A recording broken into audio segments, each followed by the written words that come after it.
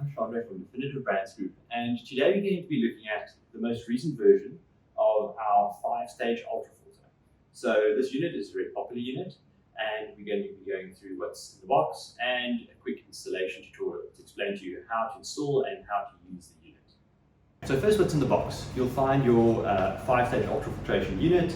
The unit consists of 3 housings at the bottom. The filters have been pre-installed, there's no plastic around them, so you don't need to worry. It's sort of a plug and play from that side.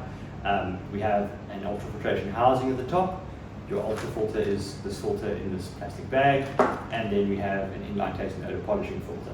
So on top of that, you have a length of pipe for installation. You have a couple of screws. The screws are if you'd like to mount this against the wall, it is wall mountable. We have an easy feed adapter with a valve. This connects into your current water supply to be able to branch off to your filter.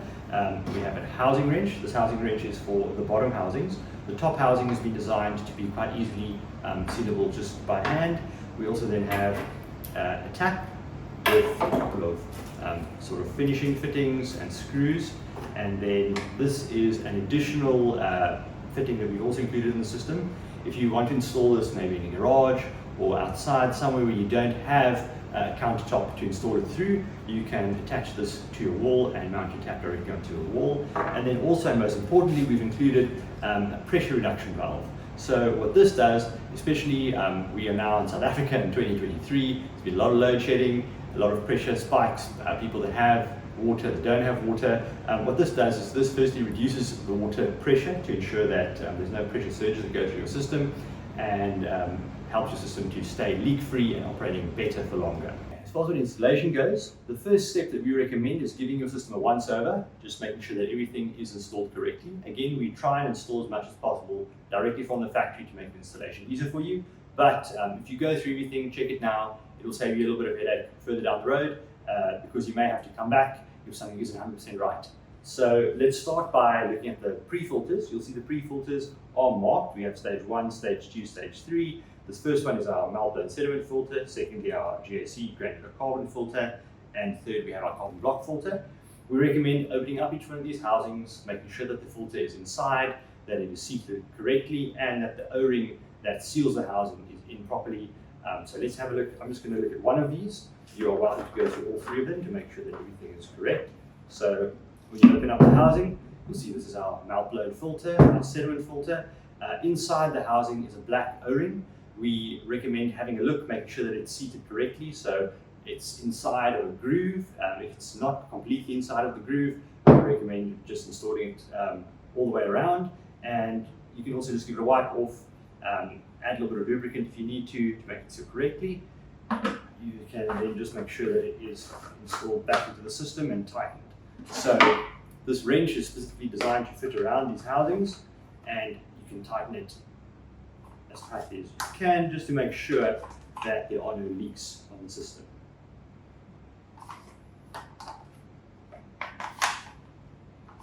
There we go. So once you've had a look at your pre-filters, check that they're installed correctly and that the housings are properly tightened, we go on to our ultrafiltration cartridge. So you'll see your ultrafiltration cartridge, as I showed you earlier, is in your clear plastic bag. You can then install it into the ultrafiltration housing, which is the slightly larger of these 2 housings. So to get to it very easily, we can clip it from the main body, and then to get rid of this pipe, so you can get this pipe out, there's a small flat spot on top of this fitting that you push down. Then releases this pipe, and it should come out with very little force. If you have to pull the pipe very hard, this hasn't released properly, and you can damage the fitting of the pipe.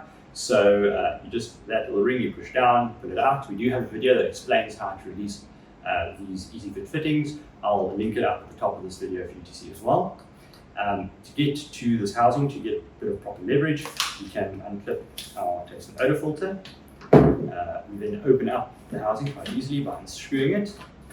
You will notice that on the top of this housing is an O-ring. Just keep in mind that this has to be properly installed, otherwise the system will leak.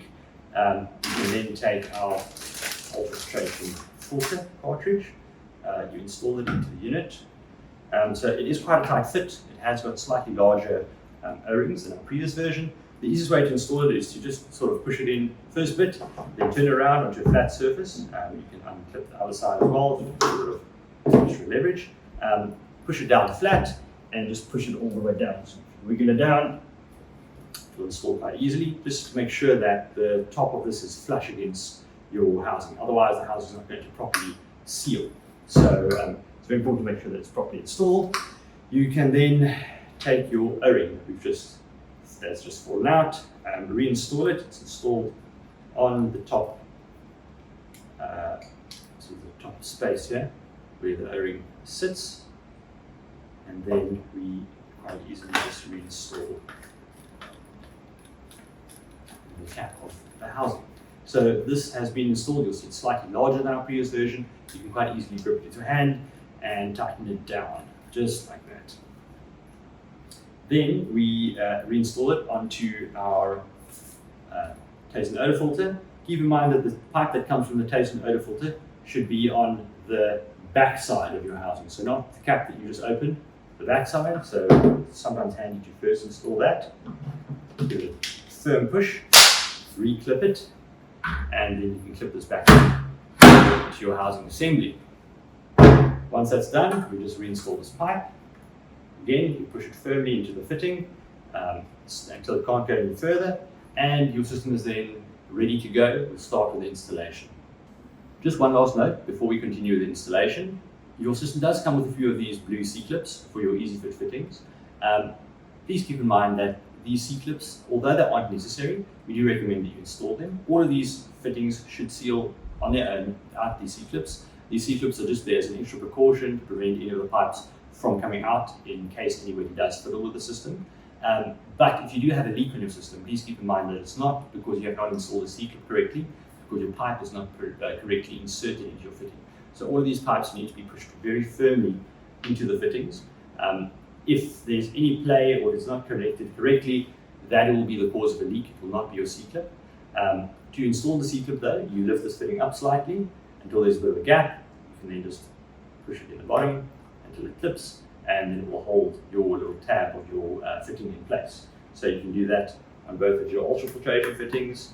You can do that on the inline taste and odor filter, and you can do that on your pre-filter fittings. So there we go. Let's head along to the installation. So the next step in the installation process is installing your tap. So this is the tap that comes with the system. We do sell a couple of different taps, different designs, slightly more premium, different materials, slightly different colors. At the end of the day, the choice is yours. You can purchase a different tap separately, but if you buy a kit like this, this is the tap that comes with it. The alternative is also to install it through an existing tap. Please keep in mind that if you install it onto your cold water, all of your cold water is going to run through there. If you select cold and hot water on a mixer, alternatively, you can install it where the cold water splits off and one of your taps is filter water, one of your taps is just normal cold water. I'm going to link a different video for that because it does get a little bit more complicated. There are additional fittings involved that you have to purchase separately, but that is possible. I'm just going to demonstrate how to install a standalone tap like this. For that, obviously you're going to have to decide where you'd like to install it. I'm going to demonstrate how to install it directly onto a sink. You can install it onto a countertop, be that granite, marble, or wood. For each of those, you're just going to have to make sure you have the appropriate drill bit. At the end of the day, all that you need is you need a hole of 10 millimeters. So 10 millimeters will allow you to install this tap through the countertop. Please keep in mind as well that with your tap, you get a small trim piece. There's a bit of plastic on here that we'll pull off later, just so that we don't damage it during installation. You then have a nut that fits onto the bottom, and then a nut that attaches your tap onto the system. Essentially, this is the minimum clearance that you need. So just make sure that this does fit through your countertop and that this nut can screw tightly to both of these. Otherwise, you're going to have some trouble further along. So just make sure that this is the correct, or at least you don't have a very, very thick countertop. Because what we do find is sometimes people have additional wooden supports underneath the granite countertop or something like that. Your countertop then becomes much, much thicker, and it's then very difficult to install a tap through it. So please check on that before you install your tap. For the installation, like I said, you're going to need a drill, you're going to need a drill bit, and you're going to need a water pump pliers. Let's start out drilling the hole. So the first step obviously is to measure and mark where you'd like to install your tap. Please keep in mind that if you'd like to install it with the little trim ring that comes with the tap, to make allowance for that where you measure out. So I'm going to start, because this is through a metal sink, I'm going to start drilling a pilot hole, and then we're going to go through with a full 10 millimeters.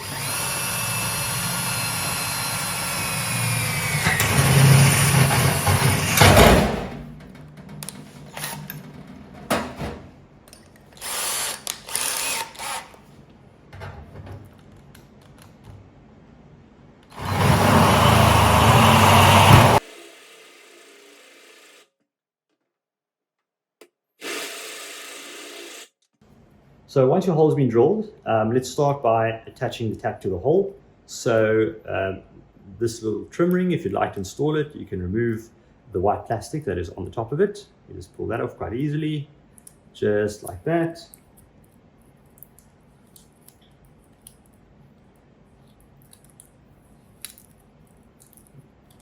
You can then obviously dispose of this. Then we place this into the tap. There's also a small rubber washer that's included. This just ensures that the tap seals nicely so that no water runs underneath. And then you place your tap inside your drill hole, just like that. So next we install the compression fitting that fits this pipe onto the tap. So this nut that's screwed off at the bottom of the tap goes on first. The side of the hole goes onto the pipe. The other threaded side will go into the tap. First you push this through. Secondly, you should have received this small white fitting, this round one. This is part of the compression fitting. This goes around the pipe. Then obviously next we have the fitting that goes inside the pipe, just like that. So your assembly should look something like this, where the inside pipe fitting, compression fitting, and the metal nut. So these three then screw onto this existing tap. Use a shifting spanner if you'd need to get it in there if you'd like to make it any tighter, but quite often you can install this by hand. Okay, so most modern homes have an installation something like this, where you have an under-counter valve which then connects to a flex pipe to your mixer tap. Some older homes may not have these valves installed. In that case, you'll have to shut off the water to your entire house and then wait for the water to drain out and then install this. I do recommend getting a towel or a bucket in case that is necessary, because there will be a little bit of water that's missed. Firstly, you need to shut off your valve. So this is an open valve. The valve needs to be perpendicular to this line. It is then closed. You can then unscrew your flex pipe. You can do this by hand if it's very loose. Alternatively, you can use water pump pliers and remove that. You then have your easy feed fitting. Please keep in mind that there's this black O-ring. This has to be placed inside. Usually it's sort of crumpled up inside the fitting during transport. You can take that out and just place it on this female thread side. It should have a flat side and a side with the little lip on it. The lip goes on the inside, the flat side should face out.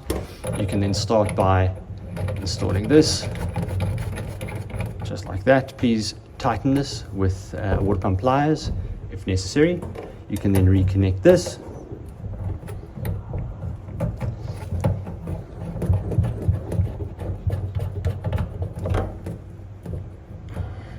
Again, you can tighten that with water pump pliers if it's necessary. Next, we install our valve. So with your kit, you should have some thread tape, some plumber's tape. With this, you wrap this around your valve to make sure that it is sealing properly. We do have a video linked up above which will show you how to correctly install thread tape. If you are new to DIY or if you are unsure, you have to make sure the direction that you wrap it is correct, otherwise it will unwind. You can give it a few wraps. If you give it too many wraps of thread tape, many times the thread tape will just push down the fitting and it will not make a correct seal. So just make sure that if this is leaking, just remove it, and you can put a little bit less or a little bit more thread tape on. This can then just be installed straight into the hole of the easy feed fitting.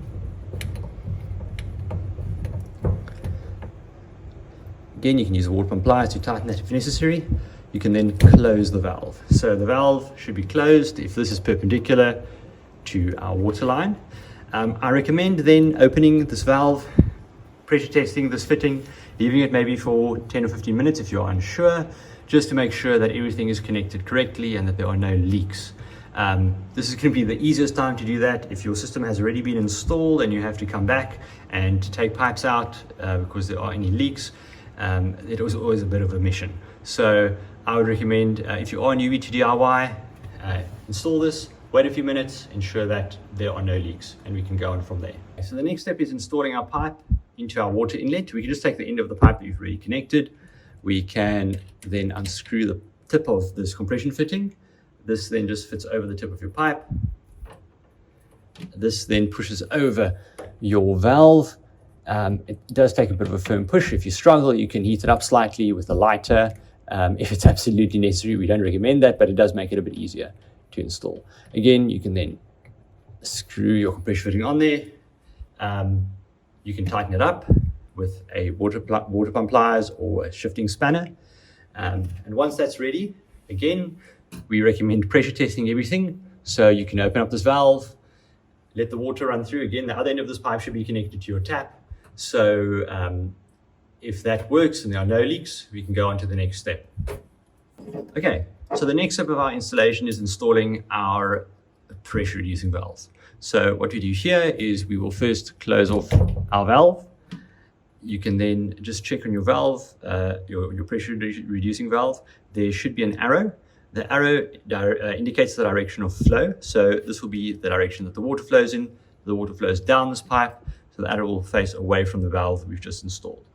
You can cut this pipe with a pair of scissors or a knife. If you do cut it with a pair of scissors, you'll see that this pipe is a little bit oval. You just want to make sure that you have pushed it back around, otherwise you may damage some of the O-rings inside these fittings. Let's place this just very simply onto this, and again this into the other side. You can install this valve anywhere on the line between your inlet valve and your filter. Okay, so the final step in our process of installation is connecting the water line to our water filter.